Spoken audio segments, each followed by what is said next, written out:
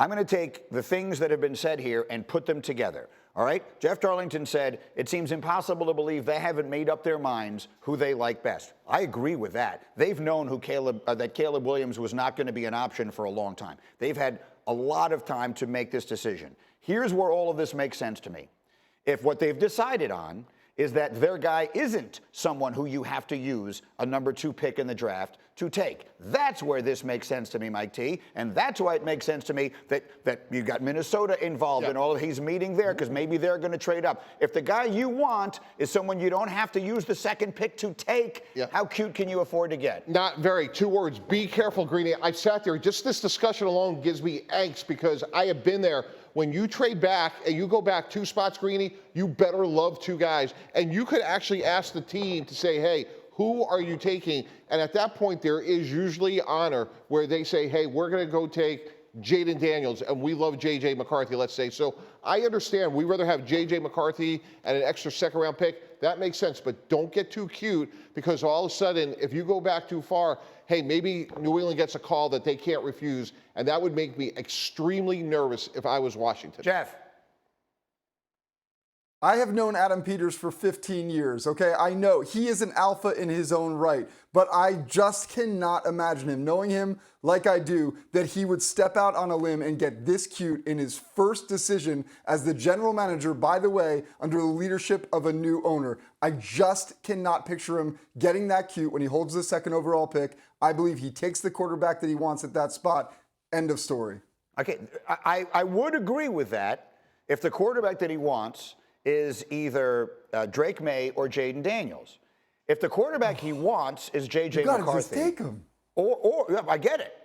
But if the quarterback you want is J.J. McCarthy, or if the quarterback you really want is Michael Penix, then you definitely don't have to use the 2nd pick in the draft on him, or we wouldn't think you have to use it. Well, let's put it this way, Jeff, you're rolling your eyes at me. If Roger Goodell steps up there a week from last night and says, with the 2nd pick in the NFL draft, the Washington Commanders select Michael Penix Jr. out of Washington, what will you say?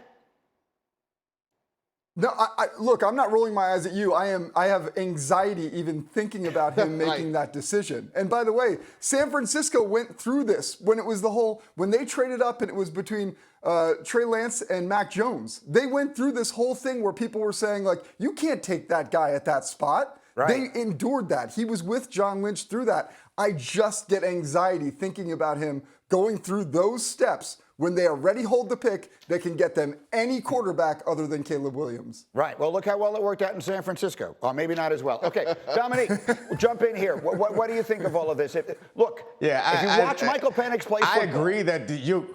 Yeah. Go ahead, Nick. Go. I agree that you'll get criticized if you draft him way earlier than anyone suggests that you should draft him. And that's something that it comes with the job. You won't get criticized if you're right 5-6 years from now. I think Josh Allen comes to mind as someone who was drafted much higher than any of us expected. And we all were pretty critical of that draft pick. And look at the Bills now. So I think that you can't be playing for the short-term win. At the day after the draft, I want everyone to give me an A+ on the draft. You have to be playing for the future of your franchise. And if you think that you know how to evaluate quarterbacks, then you're probably better than most GMs are in football, and frankly, most football people are. But if you think that you got the right guy, it doesn't matter where other people project him. You need to get him on your roster. It's not going to be worth it to add an extra 2nd-round pick next year if you end up with the wrong quarterback or you miss out on the quarterback. So just because no one else believes that Michael Penix should go that high, or whoever you think should go that high, it shouldn't matter. You draft a guy that you think is right for your spot, and then you deal with the repercussions. Look, the 5 names you see on your screen don't include Michael Penix, so Scouts Inc. considers him a prospect behind Bo Nix. There are many people who have him ahead of Bo Nix, who's coming out of Oregon now. But here's the thing I want to make clear for the audience or people who don't know this. If it weren't for the injury history, and Michael Penix has a significant and concerning injury history as far as the NFL is concerned, if it weren't for that, he would be everything else about him puts him directly in the mix with any of the quarterbacks in this class. Greeny, 1,000%. If we just watch those 6 quarterbacks throw, he has the best arm, period, hard stop. And in fairness to Michael Penix, his last 2 years, he's been healthy. Now, with that said, you can't ignore double ACLs, but he has extraordinary ability. He's going the first round. I had him mock 16 to the Rams and Matt Stafford's replacement. That's how good of an arm he has. So in fairness to Michael Penix, when it's all said and done, he may have the most upside of any of these guys. Yeah, look, I mean, he 13 to the Raiders. There's a lot of different places they could go. And so, if you're the Commanders and you have fallen in love with him, that's where this thing gets interesting to me. But as far as the Patriots sitting at number 3, their general manager, Elliott Wolf, did not close the door on them moving out of that spot. Here's what he said. We're open to anything, moving up, moving down. We're open for business in the first round and in every round. We have some holes we feel like we need to fill in the draft, and we're a draft and develop team. The more picks we have, the better. All right, so that's what Elliott Wolf said. What do you say to that, Tannenbaum? They are drafting a quarterback this year, Greeny, next year, the year after that, and the year after that. And here's why. When you and I were growing up, we would play with Legos. We would use Crayola crayons. Elliott Wolf was writing quarterback scout reports when he was in the crib. And if he doesn't want to get kicked out of Ron Wolf's large estate, because he was a longtime GM, he's drafting a quarterback.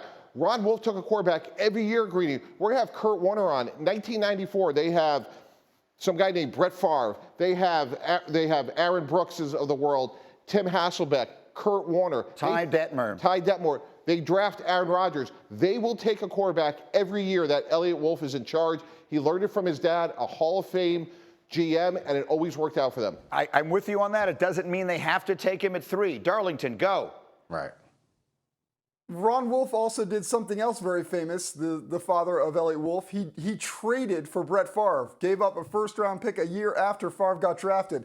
He doesn't just have to take a quarterback to find his franchise guy. He can get creative other ways. Do I think they will take one? Yes. But I still believe Elliott Wolf can put all of the chips still out on the table and make a decision based on who's available, potentially via trade or via draft. So, Nick, I was intrigued by a lot of different pieces of what you said. One of them would be the Patriots trading back, which I actually would think would be a good move for them based upon your thinking that they're a franchise that needs a lot of things. Maybe they're not ready to put a rookie quarterback in a position to be successful. But you're saying that you believe that quarterback will be J.J. McCarthy. If he goes 3rd, that means either Jaden Daniels or Drake May is sliding past that point. How do you see it? Yeah, I think that it's probably unlikely that the trade happens, but if it does, I do see J.J. McCarthy as a quarterback that's been consistent with the decision-making that he's shown in college, and I think that's something that they really would like in Minnesota, given the offensive background they have there. I think the big play and kind of improv ability that you see from the other quarterbacks who will be remaining, I think is something that works out well, but we go back to that 49ers conversation where we thought they might go get Mac Jones. And Mac Jones and J.J. McCarthy aren't the same, but I think they fall closer in that category of a quarterback that you know is going to read and react, at least the way it was projected back then. I don't think Mac Jones turned into that, but quarterbacks are going to read and react to the defense the way that the coach wants them to do. J.J. McCarthy isn't as much of an improv guy as you see these other quarterbacks. That's why I see him being a better fit for the Vikings, given that they have just. But Greeny, here's my point. You could take the quarterback at 3. You don't have to play him. Like we just talked about Green Bay. They drafted Aaron Rodgers. He sat for a couple years. They have Jacoby Brissett in New England, who I think is an excellent bridge quarterback. So to me, take the quarterback at New England you think have the highest upside. To me, that could be Drake May. And then don't play him from day one. There's no reason to play the player, but you have to draft him and get the development process started. Nick is so dismayed by your take that he unfroze himself in order to be able to respond. Go ahead, Nick. It's just that you're asking this team to demonstrate a level of patience that we've never seen.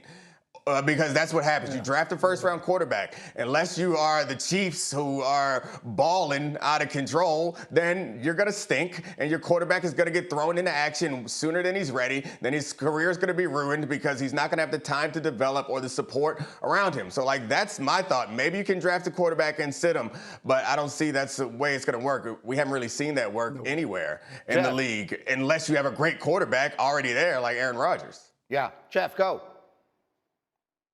Yeah, Mike sounds like every GM in April. I mean, he's speaking like his old self.